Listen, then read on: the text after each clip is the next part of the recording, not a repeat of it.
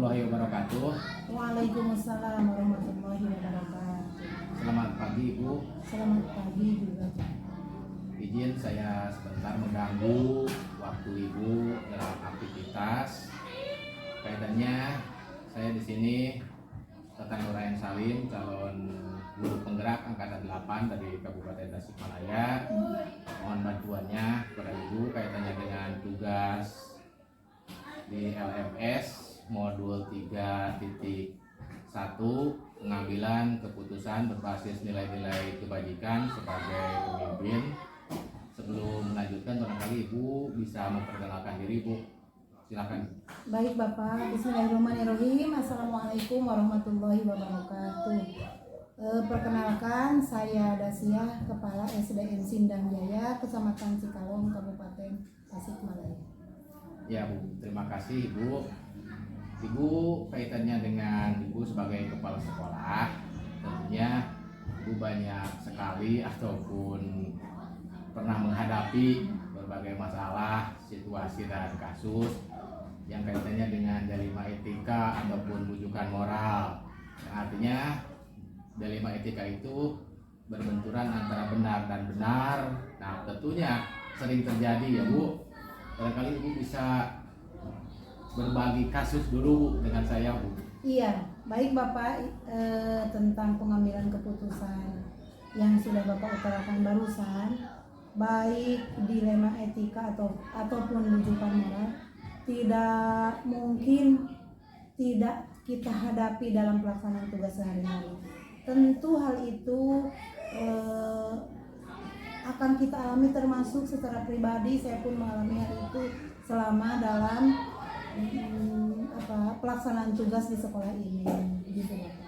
Apa Bapak perlu contohnya salah satunya? Boleh Bu, untuk lebih detailnya boleh, silakan berikan contohnya. Di awal-awal saya bertugas di SD ini, keadaan SD ini adalah ada di antara 4 orang dari 9 orang itu adalah tenaga sukuan, gitu.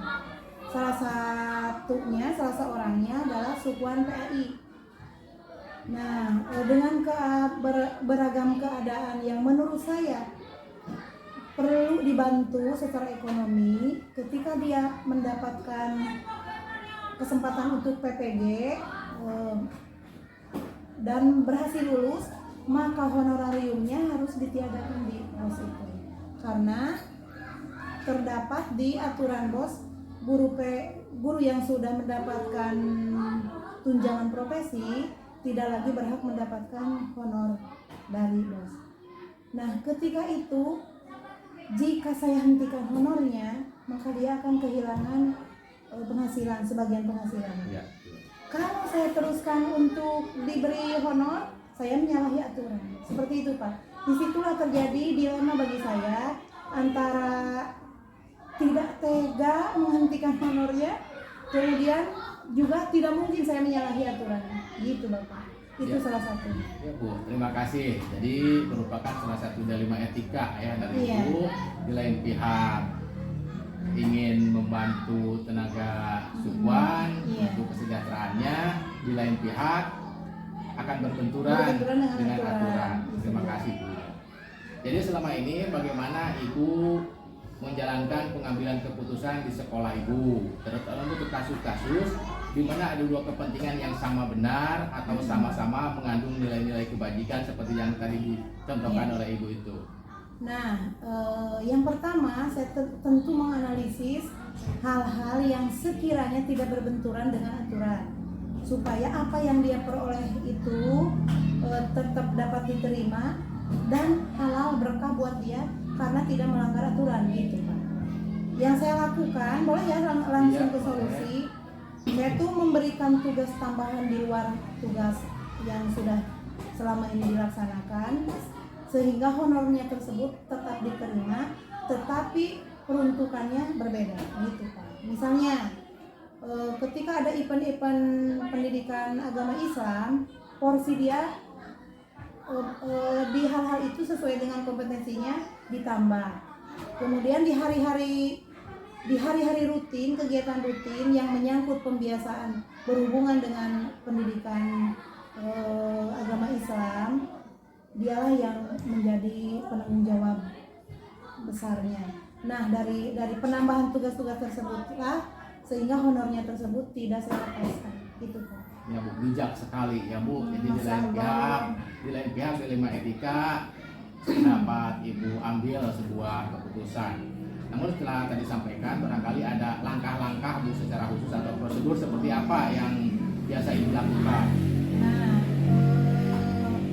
untuk kasus yang saya ceritakan tadi, yang pertama saya lakukan adalah tentu mengajak berbicara empat mata dengan yang bersangkutan bahwa aturannya seperti ini, mekanisme baru yang harus kita hadapi ini seperti itu.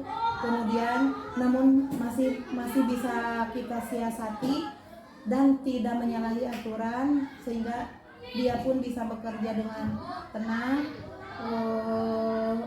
Tentu hal itu perlu pertimbangan yang sangat matang gitu ya, supaya tidak apa yang menjadi keputusan saya untuk yang bersangkutan juga tidak menimbulkan masalah lain untuk teman-teman yang lainnya gitu. Iya Bu, terima kasih ya Bu. Jadi tadi baru salah satu contoh ya Bu, contoh dilema etika. Tentunya kita sebagai manusia biasa tidak terlepas dari berbagai masalah. Nah, dalam hal ini apa saja yang selama ini dianggap Ibu efektif dalam pengambilan keputusan pada kasus-kasus dilema etika selain contoh yang tadi Bu? Untuk secara umum ya Pak. Iya betul. Ya, secara umum kalau dilema etika itu sebenarnya bagi kita sudah ada rambu-rambu gitu Pak, ada aturan yang harus kita pahami bersama, bukan hanya untuk diri kita sendiri tetapi untuk rekan yang lain. Aturan-aturan yang mesti kita laksanakan yang menjadi pegangan bagi kita, sehingga ketika dilema etika itu terjadi ya aturan yang menjadi ruhnya itu aturan, rule-nya realnya bagi kita adalah aturan yang berlaku yang harus kita pegang. Kemudian selain itu tentu bermusyawarah dengan rekan seperti apa permasalahan yang kita hadapi dan seperti apa solusi yang harus kita putuskan bersama untuk menyelesaikannya. Contoh yang untuk beberapa masalah, salah satunya yang sudah saya jelaskan tadi, saya tidak bisa memutuskannya sendiri, tentu harus mendengar pendapat-pendapat dari rekan-rekan yang lain sebelum keputusan tersebut final diambil, sehingga keputusan tersebut tidak hanya keputusan pribadi tetapi keputusan hasil musyawarah bersama. Ya, bagus Bu. Jadi intinya pertama tadi Ibu tetap memegang aturan yang berlaku, kemudian mengedepankan musyawarah dengan hal-hal yang terkait Bu. Bagus itu. Kemudian untuk yang selanjutnya Bu, hal-hal apa saja yang merupakan tantangan dalam pengambilan keputusan dari beberapa contoh kasus-kasus dari dilema etika itu Bu? Tantangannya Bu? Setiap keputusan yang kita ambil, tantangan itu pasti ada Pak. Baik sebelum keputusan itu diputuskan, kemudian pasca keputusan itu yang mungkin terjadi setelah keputusan itu diambil bersama. Nah, tantangannya itu tentu ketika pendapat dari teman beragam gitu. Kemudian tentu secara pribadi kita tidak bisa mengakomodir semua keinginan-keinginannya. Nah, untuk hal itu bagi saya tentu aturan yang menjadi penjawabnya. Ya, betul Bu. Jadi intinya dari sebuah keputusan pada akhirnya pasti ada pro dan kontra. Itu merupakan tantangan yang umum ya Bu. Nah, terima kasih Bu. Yang untuk selanjutnya kaitannya di Ibu dengan kasus-kasus yang berkaitan dengan dilema etika. Apakah untuk mengambil keputusan, apakah ada sebuah jadwal tertentu untuk melakukan penyelesaian itu, atau secara langsung, atau memiliki sebuah jadwal tertentu? Ketika menentukan satu keputusan, pada saat masalah itu timbul, kita menurut saya ya, dan pengalaman selama ini, tentu tidak serta-merta saat itu diambil keputusannya. Tetapi tidak juga ada jadwal khusus nih hari ini kita memutuskan, tidak seperti itu. Intinya bagi saya prinsipnya bahwa satu permasalahan tidak mungkin diputuskan saat itu juga, perlu pemikiran yang matang, perlu beberapa pertimbangan, perlu beberapa pandangan-pandangan dari berbagai pihak supaya menghasilkan keputusan yang bisa dipertanggungjawabkan seperti itu. Tetapi kalau terjadwal secara khusus, misalnya hari ini keputusan-keputusan itu akan ditentukan, mungkin tidak seperti itu. Intinya kita tidak harus menghindari pengambilan keputusan pada saat pikiran kacau atau dipengaruhi oleh hal-hal yang bersifat privasi gitu Bapak. Oleh karena itu ambillah keputusan dalam waktu dan pikiran yang tenang. Bijak sekali ya Bu. Jadi ketika ada suatu masalah tidak langsung ditangani diambil keputusan, ya tentunya tadi Ibu diantaranya harus menenangkan diri dulu, kemudian dikaji dulu permasalahannya, mengumpulkan fakta-fakta itu dia Mas ya. Kemudian yang selanjutnya Bu, dari pengambilan keputusan itu kira-kira ada tidak atau siapa atau faktor apa yang dapat mempermudah Ibu untuk mengambil sebuah keputusan itu? Untuk di lingkungan sekolah, tentu pendapat rekan-rekan. Pendapat rekan-rekan saya dengarkan semuanya. Kemudian mana yang sekiranya bisa kebermanfaatannya untuk semua pihak ada misalnya. Kemudian keputusan itu diambil tanpa akan menimbulkan ekses yang baru di belakang, maka hal itulah yang menjadi keputusan final bagi saya. Jadi utamanya hal-hal yang akan memperlancar untuk menentukan pengambilan keputusan itu selain diri sendiri tentu, kemudian ada juga atasan, kita punya pengawas. Kalau misalnya kita menemukan hal-hal yang memerlukan pertimbangannya, tentu beliau akan senang hati memberikan solusi, memberikan pandangan, memberikan arahan bagi kita. Yang paling utama adalah saran-saran dari rekan-rekan di sekolah ini. Iya Bu, jadi intinya untuk mengambil sebuah keputusan juga diperlukan kolaborasi baik dengan rekan guru maupun atasan dan lain sebagainya. Ya Bu, untuk selanjutnya dari permasalahan-permasalahan Ibu atau dari pembacaan kita saat ini, kira-kira ada tidak pembelajaran yang dapat Ibu ambil dari sebuah keputusan kaitannya dengan dilema etika itu? Ada tidak pembelajarannya?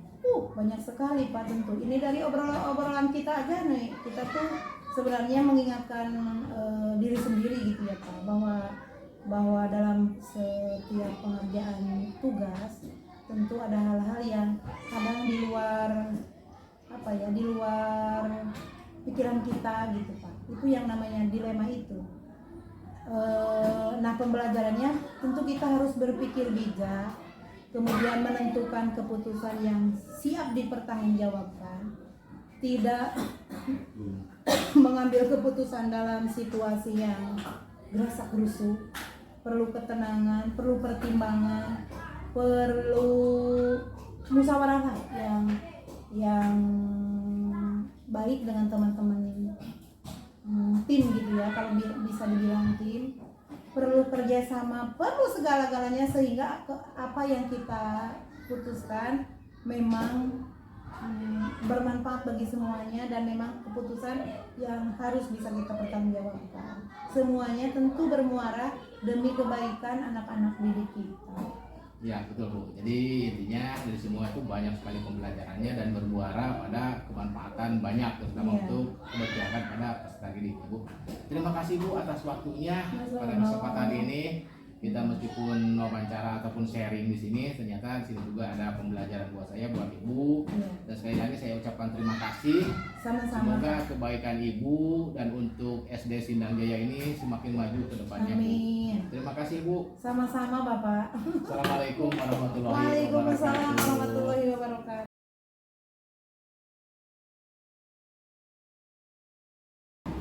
Assalamualaikum warahmatullahi wabarakatuh. Waalaikumsalam warahmatullahi wabarakatuh. Selamat siang Bapak, mohon izin saya sebentar minta waktunya. Pertama perkenalkan, saya Tatang Nur Ain Salim calon guru penggerak angkatan 8 dari SD Negeri Pereng, Kabupaten Tasikmalaya. Maksud dan tujuan pertama, saya ingin berkolaborasi dengan Bapak kaitannya dengan tugas modul 3.1 kaitannya dengan pengambilan keputusan berbasis nilai-nilai kebajikan sebagai pemimpin kepala sekolah. Tapi untuk memulai, barangkali Bapak bisa memperkenalkan diri, Pak. Ya, terima kasih. Perkenalkan, nama saya Asmita, Kepala SD Negeri Desa Kolong, Desa Kalapukena, Kecamatan Cikalong, Kabupaten Tasikmalaya. Bertugas di sekolah dasar ini sejak 22 Juni 2022. Dan sebelumnya saya bertugas di SD Negeri Sukamenat di Desa Cimanuk. Ya, terima kasih Pak. Jadi Bapak selama ini telah menjadi kepala sekolah sudah berapa lama ya Pak? Ya, jadi tentunya ketika Bapak sudah menjadi kepala sekolah yang dalam waktu sekian lama, tentunya Bapak seringkali menghadapi masalah atau kasus ya, yang namanya manusia pasti ada ya Pak. Dan Bapak bisa berkenan Pak memberikan contoh kasus saja yang pernah Bapak alami atau pernah Bapak hadapi Pak? Ya, terima kasih. Dalam hidup ini memang tidak jauh dari permasalahan. Begitu juga saya ketika datang ke sini ketika awal tahun ajaran 2022-2023, diantaranya masalah tenaga pengajar yang pas-pasan, dalam arti semua kelas memang ada yang memegang, tapi guru bidang, guru kelas, termasuk guru kelas juga megang, dan tapi ada masalah yang muncul ketika itu. Guru kelas 6 Ibu Rosi mengambil cuti hamil yang merupakan haknya. Nah, tentu itu menjadi suatu masalah karena guru yang sudah pas-pasan menjadi kurang satu, sehingga ya saya sendiri istilahnya sebagai kepala sekolah mungkin harus bisa mengambil keputusan yang katakanlah bisa memperingan guru sehingga tidak memegang 2 atau 3 kelas. Dalam hal ini saya sendiri mungkin dengan senang hati saya memang basicnya mengajar, apa salahnya saya mengambil atau saya mengajar di kelas 6 menggantikan ibu yang mengambil cuti hamil. Ya, itu Pak, bagus ya. Jadi ketika ada suatu permasalahan, Bapak bisa mengambil keputusan, di dalamnya Bapak juga terlibat langsung ya. Itu sangat bijak sekali Pak. Kemudian yang selanjutnya, selama ini dari beberapa kasus yang pernah Bapak alami, bagaimana Bapak mengidentifikasi kasus-kasus yang pernah Bapak alami yang merupakan dilema etika atau bujukan moral, Pak? Nah, dalam mengidentifikasi kasus yang tergolong dilema etika atau bujukan moral, dalam hal ini mungkin saya yang memiliki ketika suatu kasus memiliki 2 kepentingan yang sama-sama benar, ya. Contohnya tadi ya kasus yang tadi, ya itu kan haknya si ibu untuk mengambil cuti, sedangkan siswa juga punya hak untuk mendapat pengajaran dari gurunya. Nah, sehingga saya harus mengambil keputusan atau kebijakan ataupun ya regulasi yang sifatnya tidak merugikan kepada siswa, juga tidak merugikan kepada guru yang lain. Itu diantaranya. Ya, betul Pak. Jadi untuk selanjutnya Pak, bagaimana Bapak menjalankan pengambilan keputusan di sekolah Bapak ya, terutama untuk kasus-kasus di antara 2 kepentingan tadi. Jadi maksudnya bagaimana Bapak menjalankan untuk pengambilan sebuah keputusan. Nah, dalam menjalankan pengambilan keputusan yang sama-sama benar atau nilai manfaatnya juga sama, dalam ini mungkin tadi pastikan saya akan mengambil keputusan atau kebijakan yang sifatnya lebih banyak manfaatnya daripada madaratnya, sehingga tidak merugikan salah satu pihak, terutama di sini alhamdulillah siswa dan guru. Jadi saya pertimbangkan yang paling banyak manfaatnya itu yang saya ambil saya ambil keputusan. Ya, betul, bagus ya. Jadi ketika ada 2 kepentingan yang sama-sama benar, sama-sama penting, jadi Bapak tetap memprioritaskan hal yang lebih penting yang bermanfaat kepada orang banyak, terutama untuk siswa ya Pak, bagus. Kemudian langkah-langkah atau prosedur seperti apa ya yang biasa Bapak lakukan ketika mengambil sebuah keputusan? Nah, dalam mengambil keputusan dalam hal ini saya mungkin katakanlah masih pemikiran jadul atau masih alami, sifatnya tidak prosedural, tidak punya aturan tertentu yang sifatnya memang istilahnya baku. Jadi sifatnya itu ya insiden atau sifatnya itu ya alami permasalahan diselesaikan secara cepat dan tepat. Ya betul ya. Jadi meskipun tidak ada tahapan-tahapan tertentu ya, tapi Bapak bisa mengambil sebuah keputusan ketika itu dibutuhkan ya Pak. Ya. Untuk selanjutnya Pak, hal-hal apa saja yang selama ini dianggap efektif Pak untuk mengambil sebuah keputusan Pak? Nah, dalam mengambil keputusan pasti ya semua orang juga akan punya acuan atau punya pedoman. Dalam hal ini mungkin yang paling baik itu pedoman yang saya ambil itu, yang saya pegang itu ya regulasi atau aturan yang ada khususnya di sekolah ini, tentunya secara ya maupun sifatnya nasional ataupun regional, tiga kabupaten misalnya. Jadi yang saya jadikan pedoman ataupun pegangan dalam mengambil keputusan itu adalah regulasi atau aturan yang ada khususnya di sekolah ini dan di wilayah-wilayah tertentu, misalnya di kabupaten ataupun di sifatnya provinsi dan nasional. Ya, bagus Pak. Untuk selanjutnya Pak, ketika Bapak mengambil sebuah keputusan, apakah ada tantangan atau hambatan Pak ketika mengambil sebuah keputusan? Dalam mengambil keputusan pasti banyak atau ada risiko-risiko yang kita hadapi. Terutama mungkin keputusan atau kebijakan yang saya ambil itu mungkin atau dikhawatirkan mungkin takutnya berbenturan dengan norma-norma yang ada, norma-norma itu norma budaya yang ada di lingkungan sekolah, norma budaya yang ada di lingkungan sekitarnya. Nah, sehingga atau mungkin juga secara ego pribadi atau kepentingan pribadi bisa juga berbenturan dengan hal itu. Nah, kita harus mempertimbangkan. Nah, itu sebagai suatu katakanlah mungkin tantangan buat saya untuk meminimalisir supaya keputusan tersebut tidak terlalu bersinggungan atau berseberangan atau mungkin bertolak belakang dengan norma budaya yang ada di lingkungan sekitar kita. Ya, terima kasih Pak. Itu merupakan suatu tantangan ya, tapi alhamdulillah semoga tantangan itu dapat dihadapi ya. Ya, untuk kemudian selanjutnya Pak, ketika Bapak mengambil sebuah keputusan, apakah Bapak mempunyai jadwal tertentu tidak? Dalam mengambil keputusan hal ini saya mungkin belum atau tidak mempunyai jadwal tertentu, sifatnya itu insiden. Mungkin katakanlah bergantung pada urgensinya permasalahan tersebut. Mungkin kalau permasalahan yang harus membutuhkan keputusan yang cepat diselesaikan pada saat itu, mungkin saat itu diselesaikan. Tapi kalau permasalahannya itu bisa katakanlah mungkin urgensinya tidak terlalu penting sehingga mungkin bisa diselesaikan esok atau lusanya, itu jadi belum terjadwal atau belum punya jadwal yang sifatnya pasti. Iya betul Pak. Jadi ketika Bapak mengambil sebuah keputusan sifatnya insiden ya, tergantung dari suatu permasalahan atau ketika suatu kasus yang memang urgen perlu diselesaikan saat itu diselesaikan. Kemudian ketika ada satu hal yang lain, ketika membutuhkan fakta dan lain sebagainya, tentu itu ya hal yang mendukung untuk kegiatan itu bisa dijadwalkan ya Pak. Nah itu. Kemudian untuk selanjutnya Pak, ketika Bapak mengambil sebuah keputusan, apakah ada seseorang atau faktor-faktor lain tidak yang mempermudah ketika Bapak yang dapat membantu Bapak untuk mengambil sebuah keputusan? Dalam hal ini, ketika saya mengambil keputusan mungkin katakan tidak ada seseorang atau pribadi yang menjadi sosok panutan untuk dijadikan suatu narasumber atau sumber untuk berbagi pengalaman. Tapi saya hanya mungkin dalam ini berpedoman kepada regulasi atau aturan itu yang menjadi acuan, karena meskipun kita katakanlah konsultasi ataupun bagaimana kepada orang-orang yang lebih punya pengalaman, tapi kalau memang berbenturan dengan regulasi yang ada, mungkin itu akan bertolak belakang dengan kenyataan. Iya betul Pak, terima kasih Pak. Jadi ketika Bapak mengambil sebuah keputusan, pedoman pada regulasi atau aturan merupakan hal yang sangat mudah ya, yang mempermudah untuk mengambil sebuah keputusan.